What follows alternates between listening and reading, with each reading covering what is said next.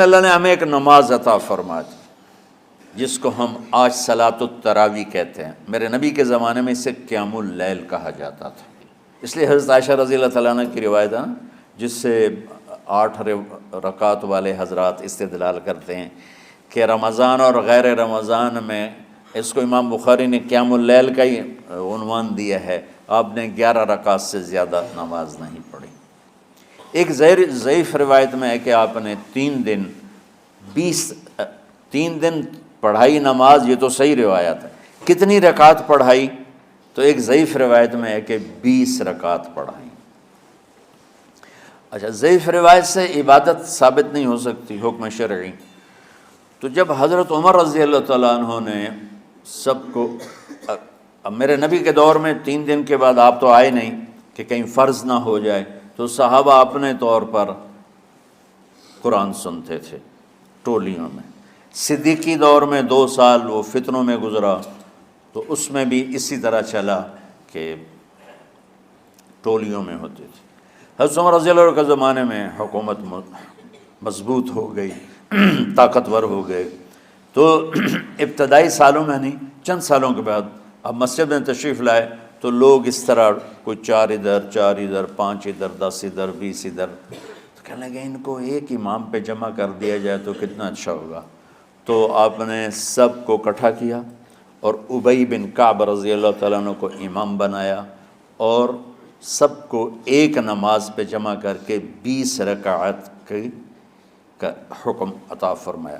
تو حضرت عمر کا یہ عمل اس حدیث کو مضبوط کر دیتا ہے کہ چونکہ میرے نبی نے کہا علیکم بسنتی و سنت الخلفاء الراشدین من بعدی، کہ میری اور میرے خلفاء راشدین کی سنت پر مضبوطی سے عمل کرنا۔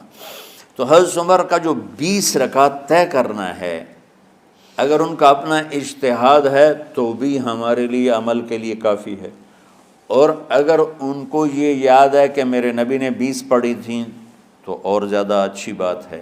لیکن بہرحال جو 8 پڑھتا ہے ہمارا اس پہ بھی کوئی اعتراض نہیں، چونکہ وہ بھی حدیث کے ساتھ بات کرتا ہے، اور باقی پوری امت 20 پڑھتی ہے ان پر بھی اعتراض نہیں۔ میں ایک جگہ سے گزر رہا تھا، نماز کا وقت ہو گیا، اہل حدیث کی مسجد تھی، میں وہاں نماز پڑھنے چلا گیا، تو ایک بہت بڑا اشتہار لکھا ہوا تھا 20 تراویح ثابت کرنے والے کو 5 لاکھ روپے انعام، کہ 20 تراویح، سینکڑوں سال سے امت کا عمل 20 تراویح آ رہا ہے۔ تراویح کا نام جو پڑھا مجھے یوں لگتا ہے کہ اہل مکہ، یعنی اہل مکہ جو تھے نا، وہ 4 تراویح پڑھ کے ایک طواف کرتے تھے، تو وہ آرام کے لیے ہوتا، ترویحہ آرام، تھوڑی دیر کا آرام، تو 4 تراویح کے بعد ایک طواف کرتے تھے۔ وہ چھوٹا سا طواف 10 منٹ میں ختم ہو جاتا تھا، اور پھر 4 تراویح پڑھتے تھے، پھر طواف کرتے تھے، پھر 4 پڑھتے تھے، پھر طواف کرتے تھے۔ یہ صحابہ کے تھوڑے بعد کے دور کی بات۔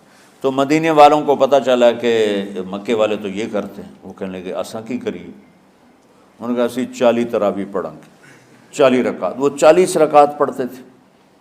تو نوافل میں کوئی سختی نہیں کہ بھائی 8 سے زیادہ نہیں پڑھنی، بدعت ہو جائے گی، اور 20 پڑھنا بدعت ہے، یہ سب جہالت کی بات ہے۔ اور یہ 8 پڑھ رہے ہیں یہ غلط ہے، یہ بھی حماقت کی بات ہے۔ جو صحیح حدیث سے دلیل پکڑ کے کوئی عمل کرتا ہو تو بھائیو اس سے بحث نہ کیا کرو، مناظرہ نہ کیا کرو، یہ بہت نادانی والی بات۔ اور امت کا خلق لاکھوں کروڑوں انسانوں کا ایک عمل پہ جمع ہونا، یہ بذات خود اس کی طاقت کی ایک دلیل۔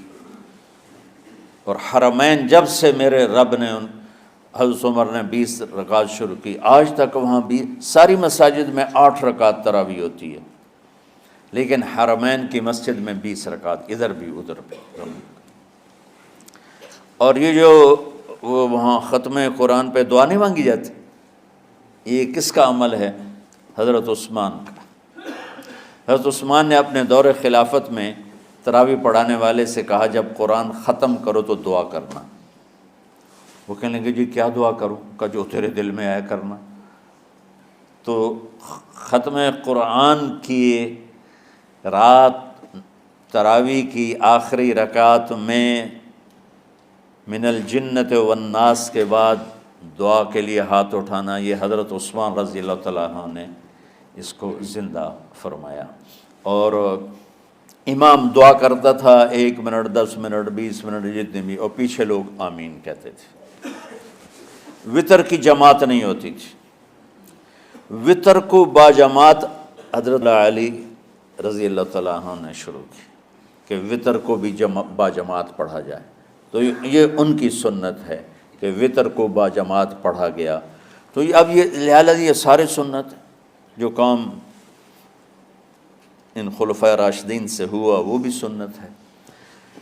تو اللہ نے ہمیں ایک عبادت دے دی کہ میرا قرآن پڑھو اور سنو۔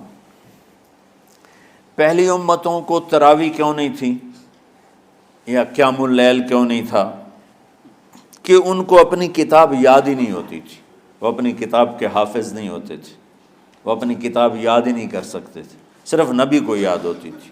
اللہ نے ہمارے لیے کتنا آسان کر دیا کہ 7 سال کے یہ چھوٹے چھوٹے بچے قرآن یاد کر رہے ہیں، 70 سال کا بوڑھا قرآن یاد کر رہا ہے۔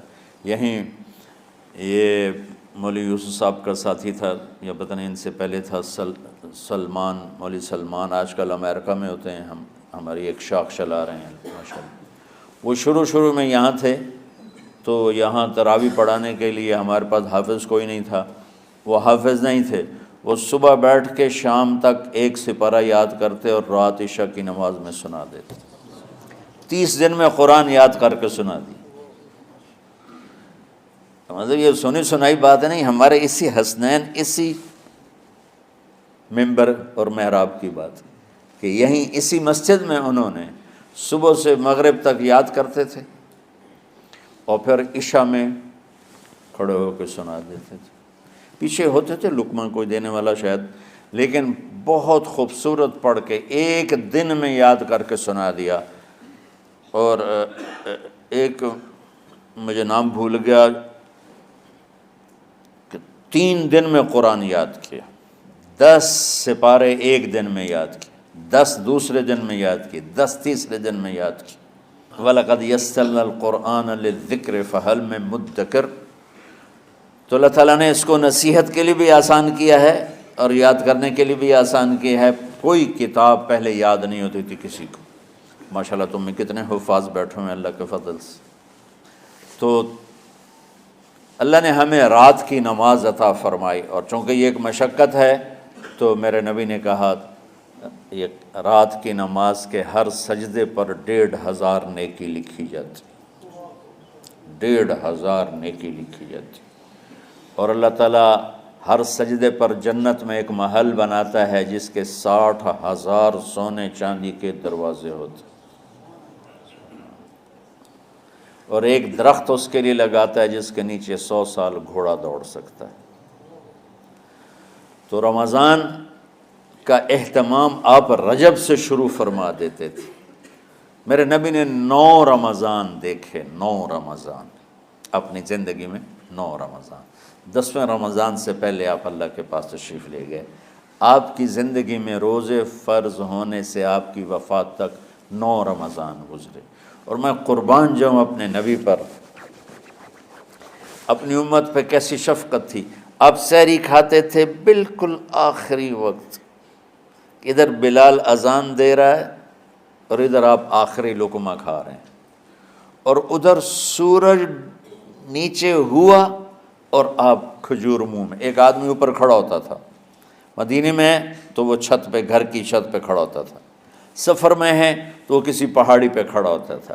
جو ہی سورج کا کنارہ نیچے جاتا اب فوراً وہ کہتا یا رسول اللہ قد غربت، تو آپ کھجور منہ میں ڈال لیتے تھے، یا پانی، کبھی پانی سے افطار فرماتے تھے، کبھی کھجور سے افطار فرماتے تھے، کہ میری امت پہ بھوک کا وقت کم سے کم آئے۔ آج کل جو یہ ہمارے افطاری کے اوقات ہیں نا، یہ سورج ڈوبنے کے بھی 2-2.5 منٹ بعد کے ہیں کہ احتیاطاً، ٹھیک ہے چلو احتیاط کر لو کوئی مسئلہ نہیں، لیکن اصل ہے ادھر چونکہ اب سورج ہمیں نظر ہی نہیں آتا ہے، اس طرح ہم گھرے ہوئے ہیں شہروں میں، دیہاتوں میں بھی اب اس طرح کا ماحول ہے کہ وہ نظر نہیں آتا ہے، تو بہتر کہ ادھر سورج غائب ہو، ادھر لقمہ منہ میں جائے، لیکن یہ تب ہے جب آپ نظر آ رہا ہو۔ اب جب آپ یہاں بیٹھے ہو حسنین میں تو یہاں تو کوئی سورہ نظر نہیں آئے گا، یہاں تو منار ہی نظر آئے گا، تو لہٰذا احتیاط ٹھیک۔ ہمارے اہل حدیث بھائی وہ 2 منٹ پہلے ہم سے افطار کرتے ہیں، تو بڑی اچھی بات ہے کہ سورج کے غروب ہونے کا جو اصل وقت ہے اس کے ساتھ ہی افطار کرنا۔ اور سحری میں ایک واقعہ سناتا ہوں، آپ سحری کھا رہے تھے، بکرے کی سری پکی ہوئی تھی، تو مولا علی رضی اللہ تعالیٰ عنہ اور عرباض بن ساریہ رضی اللہ تعالیٰ عنہ آپ کے ساتھ کھانا کھا رہے تھے، تو حضرت بلال ہے، یا رسول اللہ وقت ختم ہو گیا ہے، میں اذان دینے جا رہا ہوں، آپ برائے مہربانی کھانا پینا بند کریں۔ اور یہ کہہ کر چلے گئے۔ چھت، ایک انصاری عورت تھی، اس کے گھر کی چھت پہ چڑھ کے اذان دیتے تھے۔ چڑھنے لگے تو پھر واپس آئے کہ دیکھوں اللہ کے نبی نے کھانا چھوڑ دیا یا نہیں۔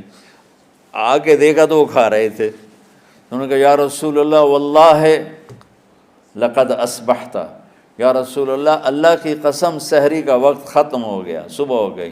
تو آپ نے ہاتھ پیچھے کر لیا، کہہ رہے تیرا بھلا ہو بلال، ابھی وقت باقی تھا، تیرے قسم کھانے پر اللہ نے اس کو پہلے نکال دیا کہ تیری قسم کہیں جھوٹی نہ پڑ جائے۔